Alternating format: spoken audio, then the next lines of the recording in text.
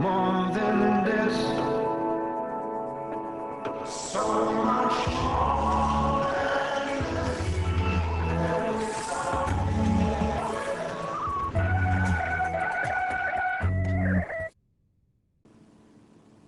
I can try.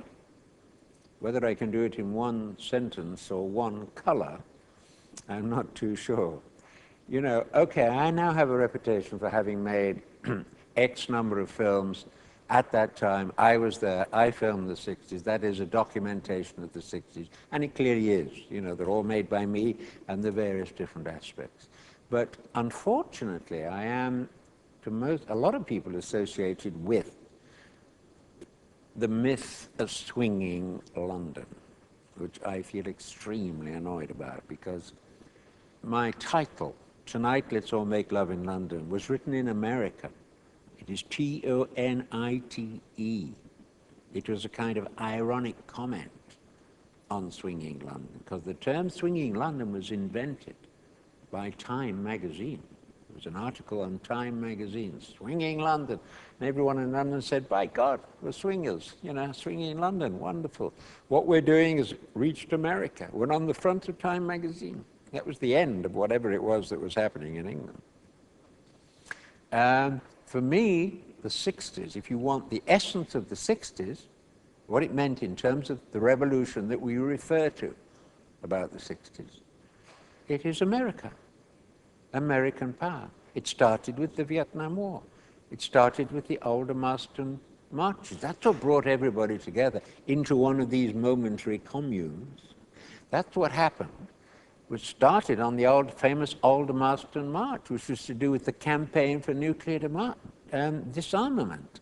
CND was the beginning of the 60s in England, and the most important thread, the most important bloodline in the 60s in England was dark. You couldn't have it any more dark or any more black than living in permanent fear that the Americans were going to go over there in Vietnam, get a bit frustrated because they hadn't taken control over the rubber plantations, and they'd drop a bloody atom bomb on the Chinese. That was real. That wasn't just something you read in magazines or saw in documentary films about 20 years ago. We lived it. We lived it. It's what a guy called, can't remember his name, wrote a book called Bomb Culture. We were at war. We were supposed to be at war with Russia. We were supposed to be at war with communism. We were at war with the Chinese. We were at war with the Vietnamese. We'd just been at war with the Koreans, and we were supposed to be living in a democratic society devoted to peace. And the Americans were meanwhile coming into England and buying everything. The magazines, the this and that and the other. I wrote a novel called Tonight Let's All Make Love in London. It's saying that the whole myth of swinging London was an invention of the CIA because they wanted to make England look stupid. They succeeded. If you want swinging London is stupid. Bunch of young girls going up and down King's Road in miniskirts. They've been doing that in Scandinavia for 20 years.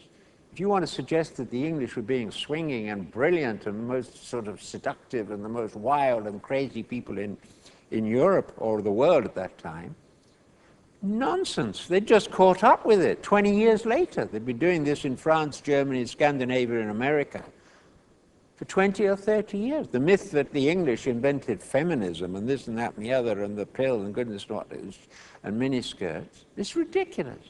American women were liberated, sexually and otherwise, 30 years before. And the French, you know, the French were years ahead. That's why I was interested in French film directors, Swedish film directors, and Italian film directors and films. I wasn't remotely interested in English films. The irony is the English films that were important at the time were all about working class boys who'd come from their working class backgrounds and were now trying to battle with the new liberties, freedom, and the new women. It's very interesting that Saturday Night and Sunday Morning, which is actually, you know, with Albert Finney about a working class guy who makes a bit of money, the actual affair that he has, the sexual affair that he has, that demolishes him, is with a French woman. It's not irrelevant.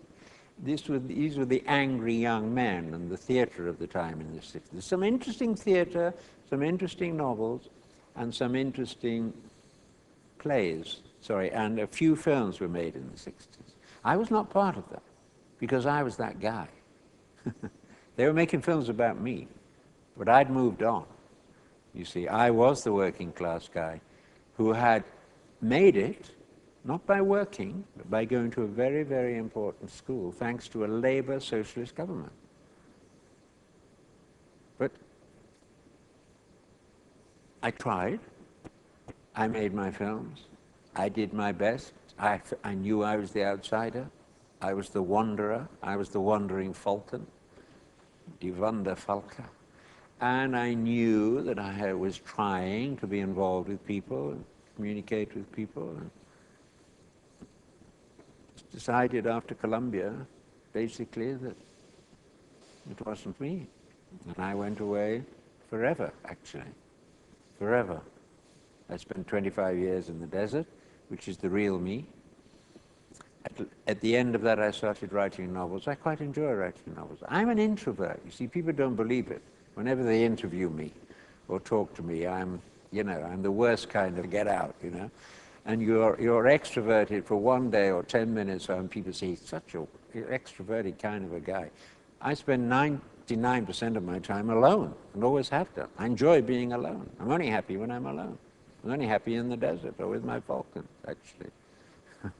So I've been very happy being a complete loner, like the falcon. The falcon symbolizes wandering, le pèlerinage, the pilgrim hawk. All the names associated with the falcon is about the wanderer or the pilgrim in search of the sacred.